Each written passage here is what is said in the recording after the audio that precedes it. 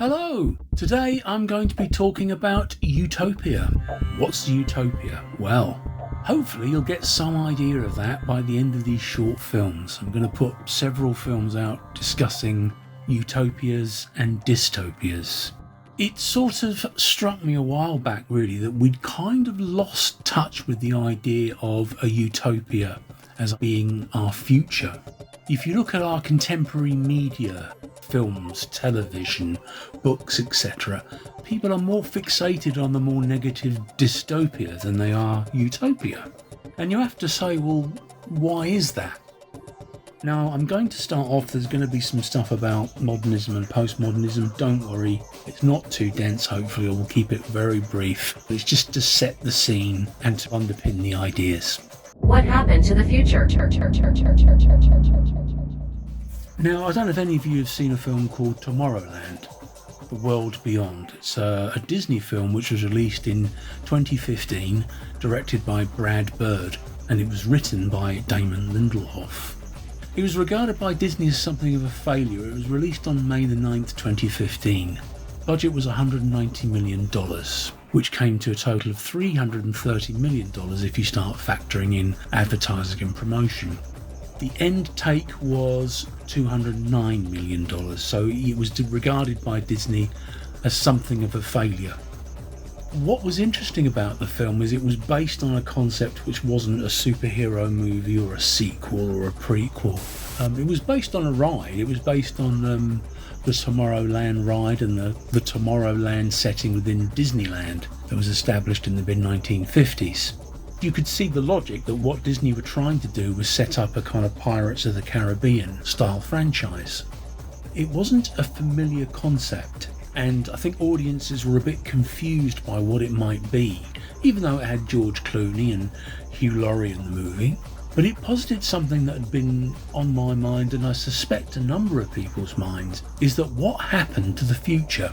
What happened to our idea that our future was going to be better than it is now? What happened to this idea that our future would be a utopia? It also tied into that impulse that Disney himself set up, of trying to create a better America, something which was looking forward and that was progressive, although, there were parts of that which I think were problematic, but that's not what this film's about. This speech from Hugh Laurie really summed things up. The probability of widespread annihilation kept going up. The only way to stop it was to show it. To scare people straight. Because what reasonable human being wouldn't be galvanized by the potential destruction of everything they've ever known or loved? To save civilization, I would show its collapse. But how do you think this vision was received? How do you think people responded to the prospect of imminent doom? They gobbled it up like a chocolate eclair. They didn't fear their demise, they repackaged it. It can be enjoyed as video games, as TV shows, books, movies. The entire world wholeheartedly embraced the apocalypse and sprinted towards it with gleeful abandon. Meanwhile, your Earth was crumbling all around you. You've got simultaneous epidemics of obesity and starvation. Explain that one. Bees and butterflies start to disappear. The glaciers melt. Algae blooms all around you. The coal mine canaries are dropping dead, and you won't take the hint. In every moment, there is the possibility of a better future, but you people won't believe it. And because you won't believe it, you won't do what is necessary to make it a reality. So you dwell on this terrible future and you resign yourselves to it. For one reason, because that future doesn't ask anything of you today. What is a utopia? What is a utopia? What is a utopia? What is a utopia? Hugh Laurie there describes the embrace of an apocalyptic view of the future, and it is underpinned by a number of well-known academic theories. And they're broad strokes, they're broad theoretical strokes. There's a general cultural discussion, I think there's something in this. Jennifer M. Gidley referred to utopias and dystopias being stories about desired and feared societies occurring in places other than the here and the now. So there's always been this element of speculative science fiction tied to this idea, to lesser or greater degrees. It depends really, I think, on two cultural narratives, big cultural stories. So don't worry, I'm not going to go too much detail, but just you can always follow this up yourself with your own reading, or just look through the internet and give Wikipedia a bit of a prod. What is modernism? Modernism really is, if you want to put a date on it, is from the late 19th century to the early 20th century. It's a kind of general epoch, an era. And I think there's a good argument for saying we can draw a line with modernism at the beginning of World War II. These eras, and many eras if you look back historically, are defined by large stories or narratives or definitions. Modernism is defined by industrialisation, the rejection of a traditional Victorianism, the kind of the morality and the ethos. Although there are aspects of modernism which do extend from that, as you'll see. Also, modernism refers to the idea of knowledge and canons of thought, science, law, education and so forth are fixed, and that knowledge has a hierarchy, culture has a hierarchy, art has a hierarchy. And in many ways modernism is about progression, the idea that we are moving forward in time towards an age of reason where everything is going to be substantially better than it is now. This is also aided by, remember, the beginnings of media and mass production and reproduction, television, film, radio, newspapers, all of which are starting to become more sophisticated, prevalent, available. What is postmodernism? After World War II, we get what many academics refer to as postmodernism. That's where it gets kind of complicated. Many academics will come up with different ideas of what that means. Post-industrial, late modern, post-traditional. All of these are valid if you're talking about specific ideas. I'll call it postmodernism just to keep it easy, really, because it's a very well-known phrase, and we've just spoken about modernism, so that's a kind of nice link, isn't it? Postmodernism, I would say, starts at the end of World War II. There's no fixed date. I don't think anyone sits there with a watch or a calendar going, right, ticking it off the day, going, right, 12th of January today is postmodernism. It doesn't work like that, does it? What we get is a very different culture. And that's a culture informed by communication. Those media forms I mentioned, television, film, newspapers, radios, are also enhanced, more prevalent than they were, they're more complicated, things become more sophisticated, and thus actually more fragmented.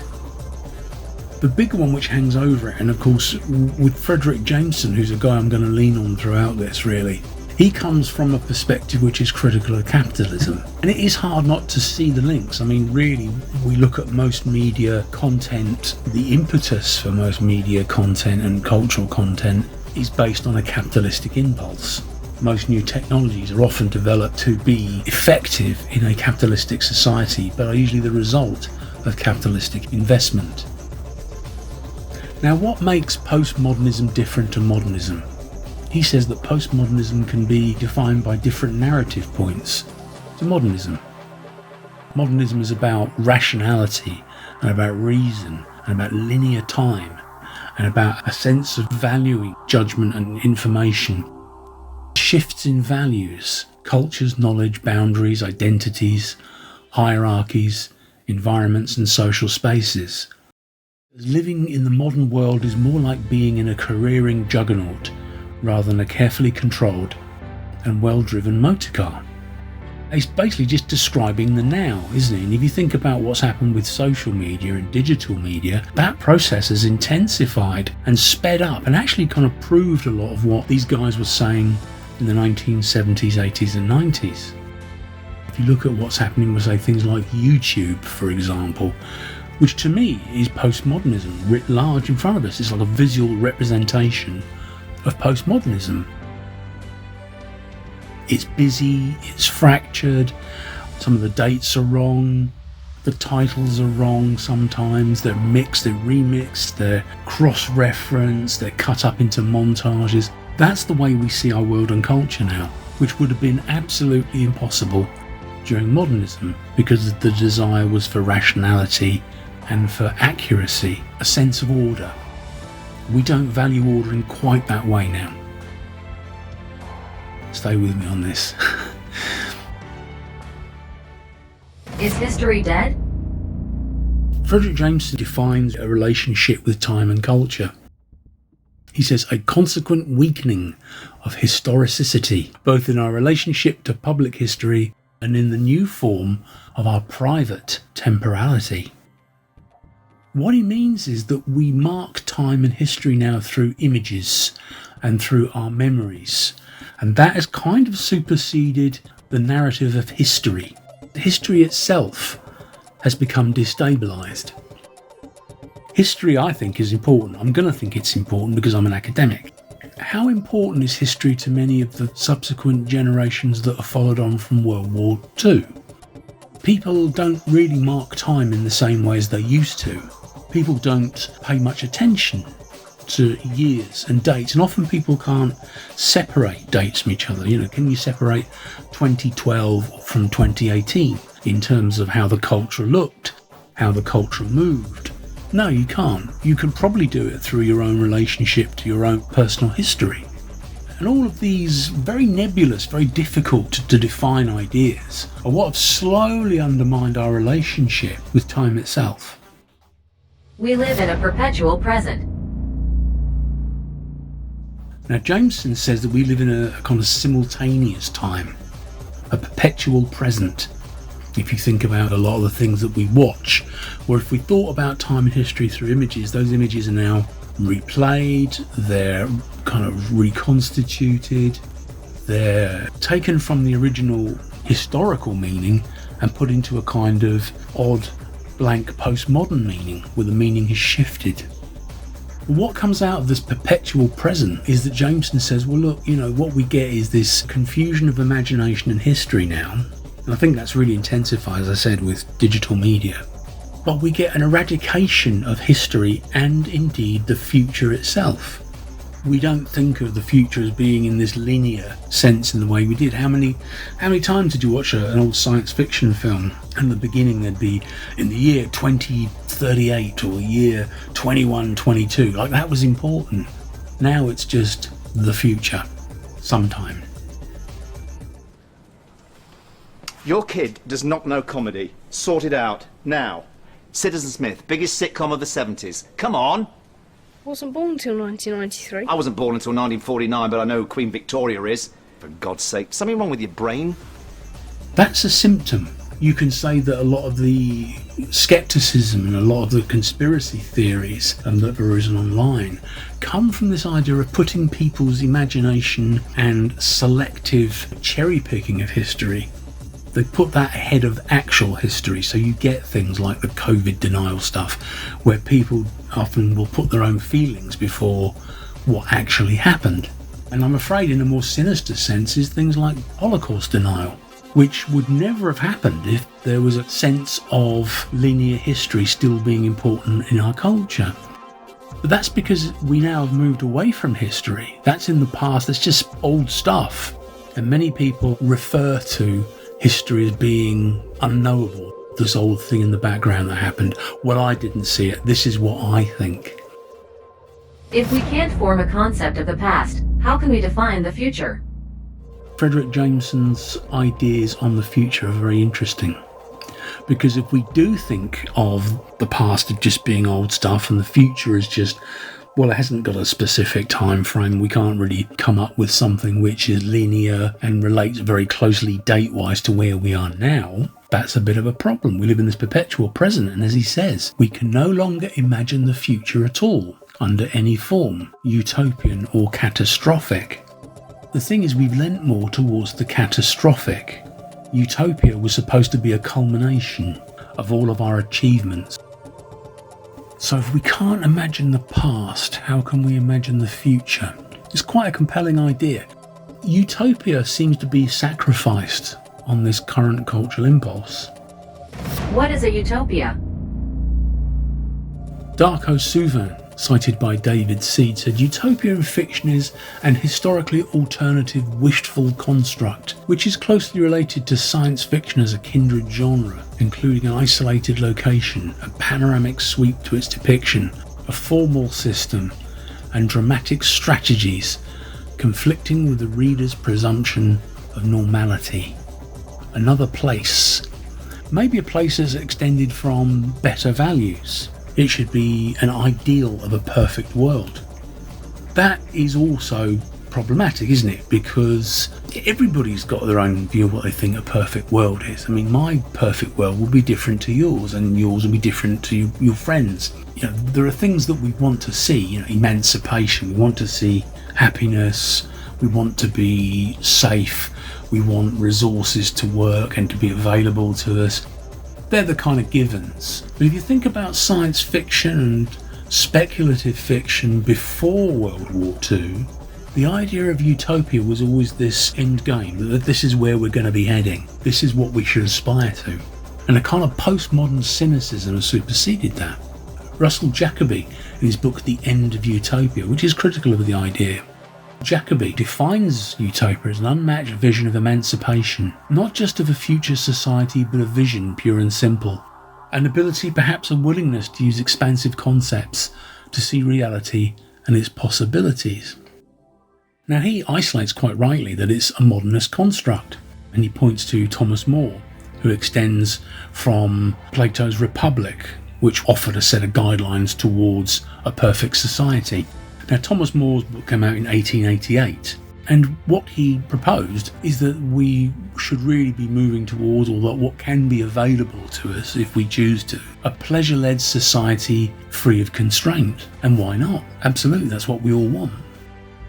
But Jacoby also follows on from a lot of the postmodernist thinkers when he says, with the relinquishment of utopia, man would lose his will to shape history, and therewith his ability to understand it. He says that utopia is a symptom of a kind of a malaise, a flaw built into our current cultural narratives. I think there's something in that, you know. He basically says that without a utopia, what this suggests is that our cultural imagination has kind of stalled, turned in on itself. You think about the fiction that was being constructed before World War II. Modernism was fixated on, you know, divisions of labour, runaway industrialism, actually technology and the possibilities of social revolution. And all of these fed into a series of books such as Looking Backward by Edward Bellamy, which was published in 1888, also subtitled 2000 to 1887, bedrocks of the idea of a utopian future in literature. Many people, of course, refer to H.G. Wells as being not only one of the greatest science fiction writers that ever lived, really one of the architects of what we think of as societal utopia. He wrote several books: A Modern Utopia in 1905, Men Like Gods in 1923, and The Shape of Things to Come in 1933, which is probably his most famous work and was adapted into a film in 1936, directed by William Cameron Menzies. In these narratives, many creative writers present a vision of a utopia as a contrast to their vision of a dystopia. Now, what I mean by that is that you'll get often discussions of what a dystopia is contrasted with what a utopia is, what we should be aspiring to. Films like Metropolis, directed by Fritz Lang in 1926, talk about a utopia for the rich and a dystopia for the poor. But we get a vision of what a utopia should look like. The clash of these intensifies the warning, or maybe intensifies the message. There are a few examples, as we'll see in the clip in a minute, but there is a discernible continuous thread in our popular culture that has run from the modernist era, runs all the way through postmodernism. But here's a short series of clips. Have a look at these. There'll be some things you might want to check out yourself. So you need to see the film or the TV show to get the full idea of what a utopia is and how it's defined. Check it out, have a look at this, and what I'll do is I'll talk about dystopia in the next couple of films. They won't be very long, don't worry. I want to define dystopia from several different positions and really to isolate common dystopian visions in media and culture. Visions of Utopia.